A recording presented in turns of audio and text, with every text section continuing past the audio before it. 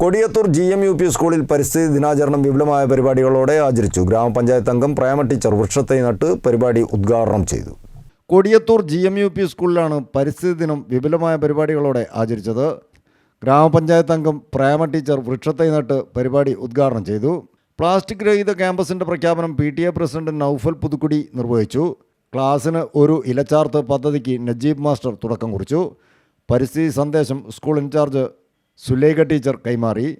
പരിസ്ഥിതി ദിനാചരണത്തിൻ്റെ ഭാഗമായി ക്വിസ് മത്സരം, പോസ്റ്റർ നിർമ്മാണം, ഹരിത സംഗീതം, നൃത്താവിഷ്കാരം തുടങ്ങിയ വ്യത്യസ്ത പരിപാടികളും JRC കുട്ടികളുടെ വിളംബര ജാഥയും സംഘടിപ്പിച്ചിരുന്നു.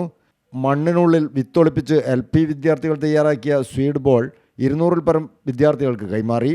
അധ്യാപകരായ Anusha Rani, Jaseeda, Anjusha, Rubeena, Hameed, Roshan, staff secretary Faisal master തുടങ്ങിയവർ ചടങ്ങിൽ സംബന്ധിച്ചു. News bureau, Mukkam.